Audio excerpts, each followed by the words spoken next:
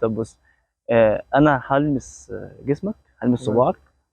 طاقتك اللي جواك كلها هتتنقل لي، يعني كل افكارك وكل مشاعرك وكل حاجه جواك هتجيلي. تمام. فهقدر اعرف كل حاجه عن شخصيتك من غير ما انت تتكلم.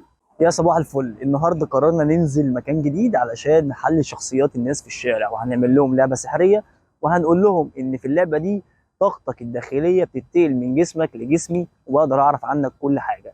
فدلوقتي هننزل وهنشوف نبدا مع مين. يلا بينا. يلا يلا. هقول لك الحاجه اللي جواك، وانت قول لي اذا كانت مظبوطه ولا في غلط. انت فاهم؟ جاهز؟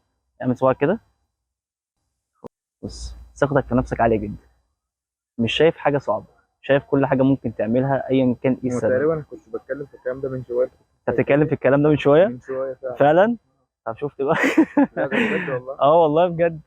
طيب، ايوه ده ايه عباره عن ايه؟ هقول لك بقى، يعني انا هخلص اللعبه وهقول لك في النهايه ده ايه. فالثقه في النفس دي عندك، لا ما شاء الله، حلوه جدا جدا. انا حاسس بيها دلوقتي، انا جوايا حاسس بيها. فدي حاجه حلوه وهتساعدك كتير جدا في حياتك. انت لو دخلت اي حاجه هتعملها صح جدا، بس خد بالك انت لازم تحسب لها كويس قوي. اتفقنا؟ تجرب كم مره. مش جاهز؟ ماشي. بص، يعني عندك افكار كتير جدا، غالبا ممكن يكون بيجي عليك اللي ما بتنامش من كتر الافكار. تفكر كتير قوي، دماغك شغاله كتير، عندك افكار رايحه جايه. افكار انت ممكن تكون شايف ان هي اصلا يعني مستحيل تحصل، بس انت هتحصل، انت هتعملها. حاسس ان انت عندك حاجات كتير عايز تعملها، وعايز اعمل ده وعايز اعمل ده، مش عارف تعمل ايه هو الاول يعني. طبيعي ممكن اي حد هيقول لك الكلام ده، يعني هيقول لك اه انا عايز، انا عندي كل ده عادي. طبيعي. انا طب عايز حاجه طب يلا تخليني. حاجه بقى تانية. بالظبط. اوكي، جرب كم مره. يلا يلا بينا. نوصل ليه. طيب بص. الفضول وحش. الفضول وحش. بمناسبة الفضول دي هقول لك حاجة ليها علاقة بالسذاجة شوية. طب انت ممكن تكون شخص طيب بطبعك، وممكن حد يستغل الطيبة دي جواك مرة واتنين. انت دلوقتي يعني ماسك ولا ايه؟ لا لا لا، مش زي دلوقتي ولا حاجة يعني. ممكن حد يخليك تعمل حاجة، او يطلب منك حاجة فتعملها، فممكن بعد شوية يطلب منك كمان نفس الحاجة دي فتعملها تاني، فتعملها تالت، فتعمل. اتقلبت صح؟ ولا ايه اللي حصل؟ عادي، ده بيحصل معاك صح؟ يعني انت بتتعامل بطيبه وباخلاص اكتر، بس ده ممكن يترجم لا انا لا ده ممكن عبيط ده اكيد. مثلا شويه. ده بيحصل معاك؟ لما بيحصلش يعني يعني ايه؟ ها.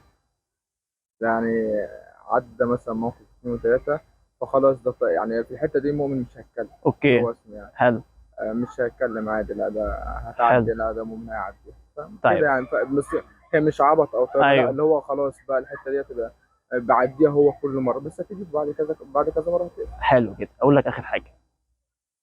بص، انت بطبعك انا اللي عايز افهم حاجة هقول لك برضه في من حاجة الاخر والله. برضه. اقول لك اخر حاجه. انت بطبعك اللي في جيبك مش ليك. يعني انت مش الشخص البخيل، مش الشخص اللي ما بيصرفش. لا، انت طول ما انت في جيبك انت بتصرف. جميل. ولو مش في جيبك وفي اخر 10 جنيه وعايز حاجه هتجيبها برضه، جميل. خلاص بعد ما نصرف ال 10 جنيه دي يبقى نفكر هنجيب الفلوس منين. فالفلوس مش هي رقم واحد انت حاططها قدامك يعني. الكلام ده ممكن تكتبه على اي حد، لا. فانا عايز لا تصدقني. هقول لك دلوقتي. تمام. هقول بس بس تمام، هو ده بس موجود الكلام ده فعلا صح عشان كده مظبوط. موجود. اوكي. تمام. تمام. طيب عندك مشكله زي الكلام ده؟ لا مفيش مشكلة. طب قشطه.